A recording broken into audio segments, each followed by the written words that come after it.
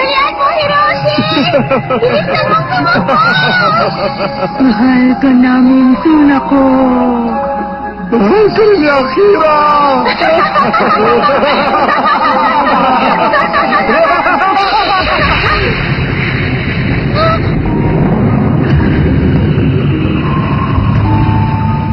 Sandali! Anong nangyari? Teka! Mga kasama! Sino yan? Ang lupit mo, Sunako. Naghintay ako, pero hindi mo ako naalala. Nakalimutan? Alam mo bang, isa rin ako sa mga nagmamahal sa'yo. Nakikipaglaro ko sa kanilang lahat. Pero ako, nakalimutan mo na. Sino ka ba talaga? Alalahanin mo. Sana, maalala mo ako. Sino ka ba? Sabihin mo na. Bakit kaya bigla na lang siya nagkasakit?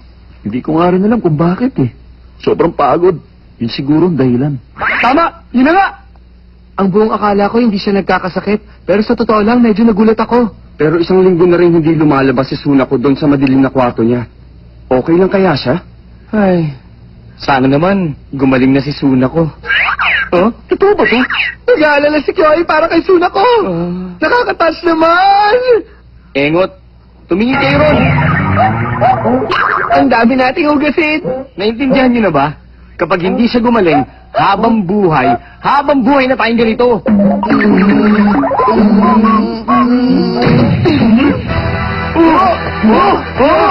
Lumabas na siya!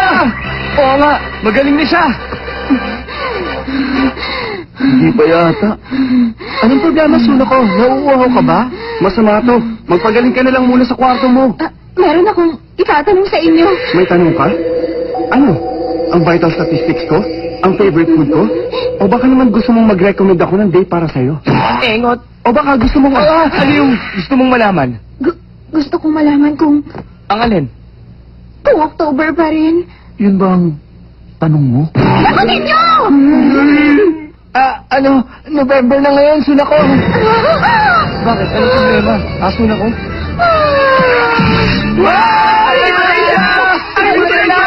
Ayos na lang! Sunako! Ayos lang.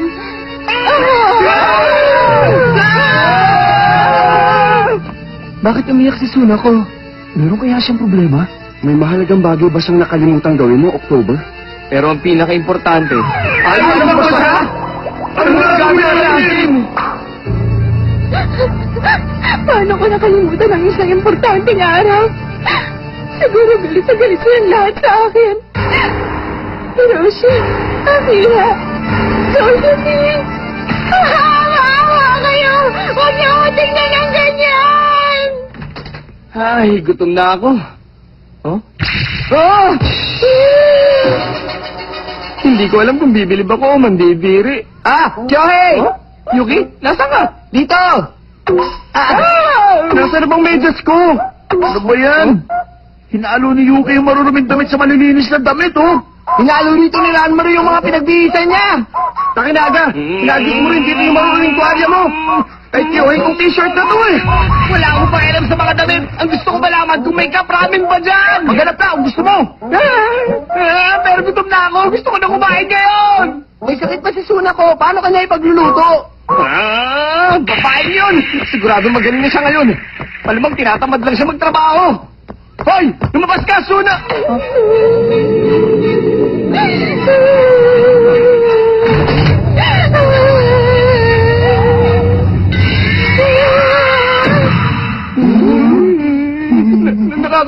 Nakakatakot, sobrang nakakatakot talaga. Kyohei, hanggang ngayon umiiyak pa rin siya. Bakit kaya? Sa palagay niyo, ano kaya ang meron sa October? Alam ko na! Hello, Sunako! Happy birthday ko!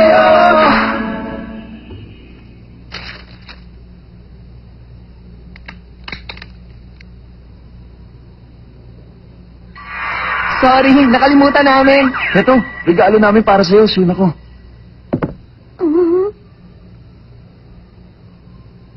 One, two, three! Happy birthday, Sunako! Hindi,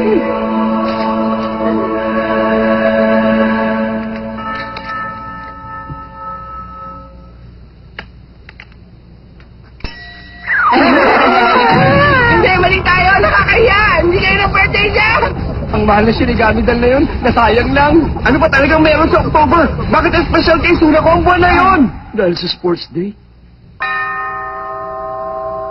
Sorry, mali rin yun. Naghanda pa naman ako. Ang dami kong biniling gamit na gagamitin ko ron.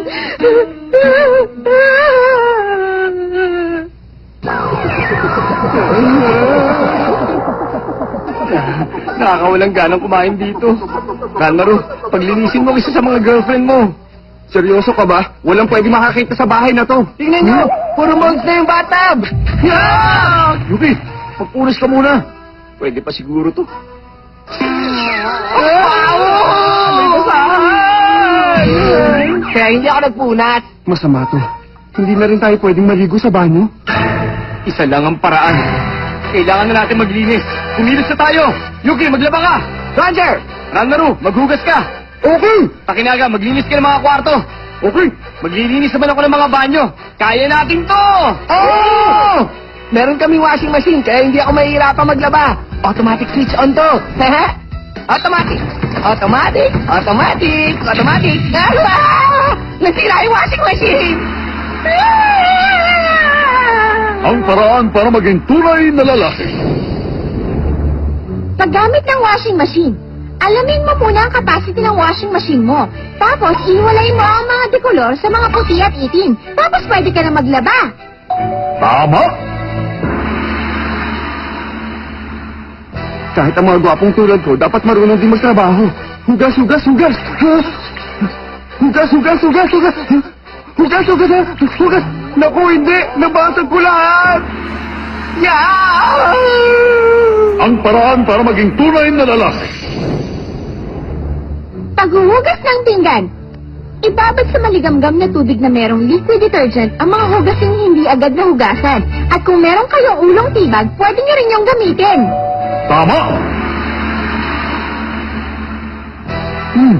Okay to ah. Baka magamit pa natin ang libron to.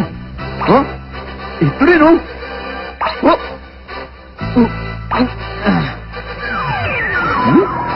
Nagpalit-palit ko na ng pwesto. Mga tips, oh! Paglilinis. Paghiwalayin nyo muna ang mga gamit na kailangan mo pa at hindi mo na kailangan. Kapag mahigit 3 buwan mo nang hindi ginagamit, idiretso na sa basurahan. Hindi ako titigil hanggat hindi ko natatanggal ang mga amag. Ano? May mga amag pa rin! May natitira pa akong secret weapon dito. Etong sa inyo!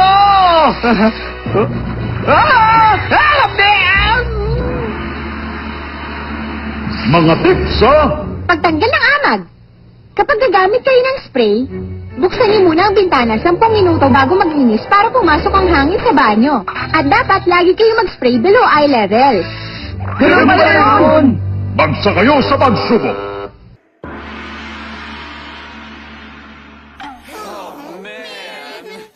Hindi pala madali. Tama. Pagdating sa paglilinis, bagsak tayo. Oo nga. Wala man lang nagbago. Tayo na. Masok na tayo. Pwede ko pa bang gamitin to? Palagay ko, okay pa naman ang amoy nito eh. Sinuot ko na to ng isang araw, medyo kakaiba na ang amoy nito.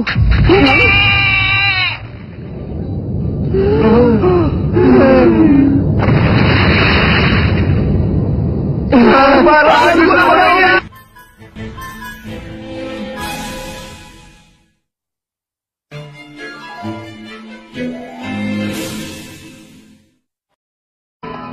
Malapit na ngayong dumating ang taglaga. Para bang nakakadama tuloy ako ng kakaibang lungkot. Pero di tayo dapat sumuko sa pangaakit sa mga prinsipe. Kailangan gawin natin ang lahat para mapansin nila tayo. Nakakahiya ka. Gok, gok, loli, loli. Nakakahiya talaga. Gok, gok, loli, loli. Gok, gok, loli, loli. Teka lang! 2, 3. Gok, gok, loli, loli.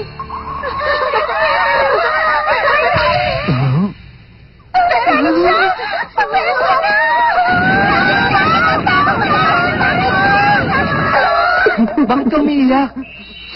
Alam ko mabango pa rin ako kahit hindi ako gumamit ng mamahaling pabango. Pero bakit parang kakaiba talaga ang amoy ko ngayon? Maru! Ganun na ba talaga tayo kabaho? Hi, Takanaga. Good morning. Huwag ka lalapit.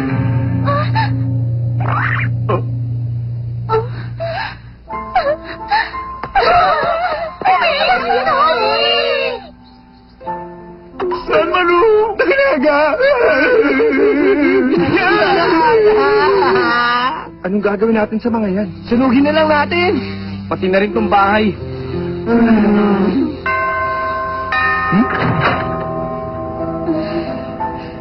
Ikaw pala. Pasensya na sa abala. Gusto ko lang malaman. Kung meron ba akong naging kasalanan sa'yo?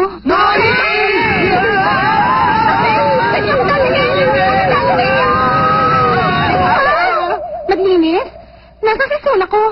Si Suna ko? Ayun, oh.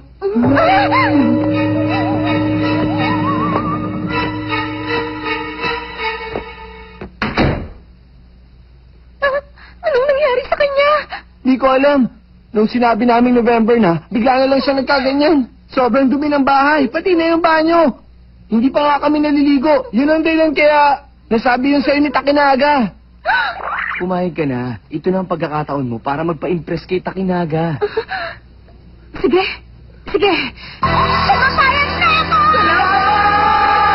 Okay, kaya ko itong gawin. Hello po, Mami.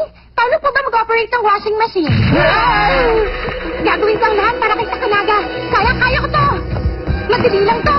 Heto, automatic switch. On! Nangyari rin niya sa akin.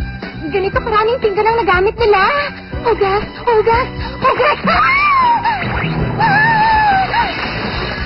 Ang daming nabasag. Hindi ka rin pala marunong eh. Ito ang mahirap kapag malaki ang bahay mo.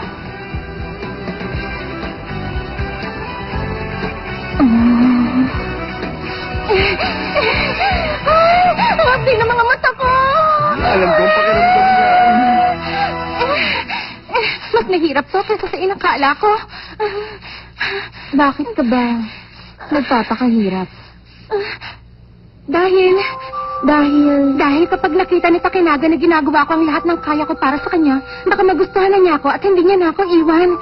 Kanina nung sinabi niya sa akin na wag na akong lalapit sa kanya, pakiramdam ko talaga namamatay na ako dahil sa sobrang lungkot.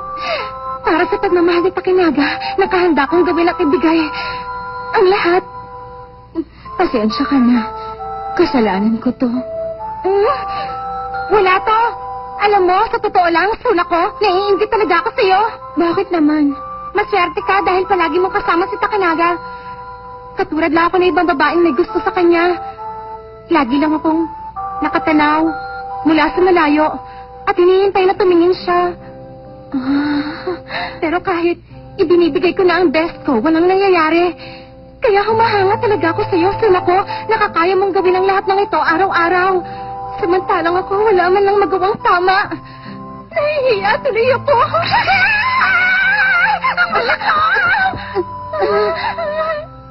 Ayos ka lang ba? Hedo, baka sakaling makatulong to sa'yo. Maraming salamat. Isang kalabasa? Nung sinabi namin November na, bigla na lang siyang... Ha? Magtulungan tayo! Maghanda tayo na isang party! Ano? Party? Oo, isang Halloween party! Kaya malungkot si Suna ko dahil hindi niya na-celebrate ang Halloween ngayong taong ito. Noong October 31 ang Halloween, tama ba ako? Kaya pala, lagi siyang may dalang kalabasa. Halloween party? Tama! Kaya magtulungan tayong lahat sa paglilinis ng bahay para magka-party tayo mamaya. Good luck na lang kayo. Teka, sandali lang, makinig kayo. Araw-araw na naglilinis si Suna ko rito sa bahay ninyo. Hindi man lang ba kayo magpapasalamat sa kanya? Teka, ba't mo ba kinakampihan na nakakatakot na babaeng yun? Dahil Sa palagay ko, okay naman siya maging kaibigan. Basta. Ang masasabi ko lang... Ano sabi kayo? Wala! Payag kayo? Sige. Kung gano'n, magsimula na tayo.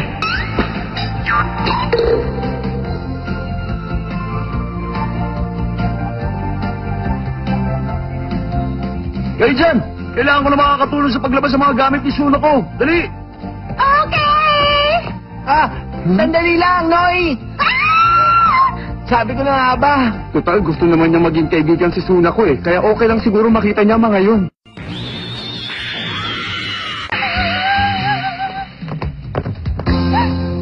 Alam mo, natakot din ako nung una kong makita ang mga yun. Kaya naiintindihan kita.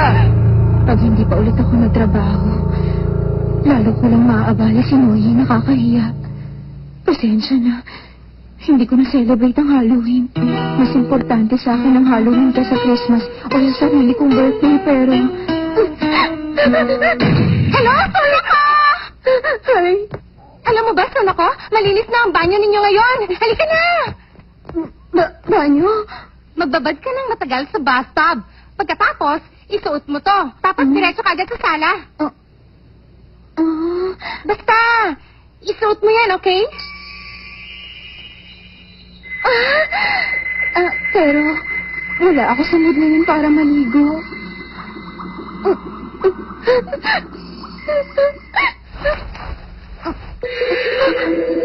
Ito ay... Pero, bakit? Aba, nakaka-excite naman ito. Ang ganda.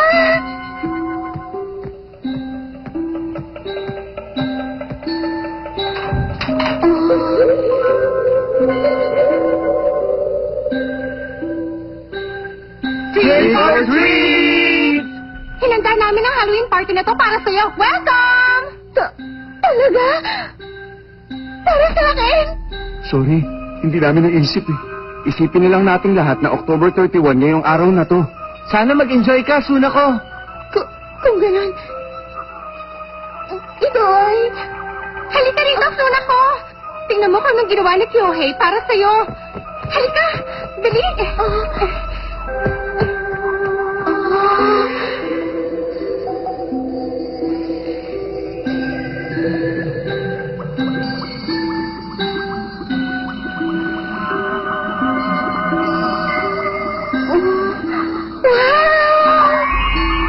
Nagliwanag si Suna ko.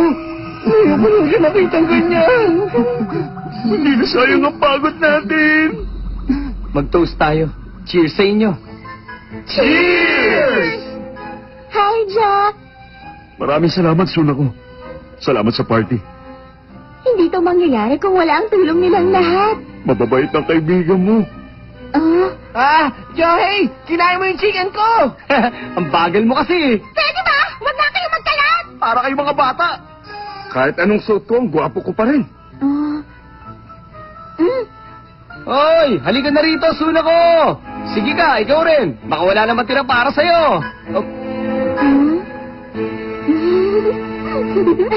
Buti na lang. Salamat at nag-e-enjoy siya. Sa lahat ng ginawa mo, maraming salamat. At saka, gusto ko na mag-sorry sa'yo, Noy. Sa totoo lang, Takinaga, wala naman sa akin kahit hindi ka maligo ng isang buwan. Okay lang yun.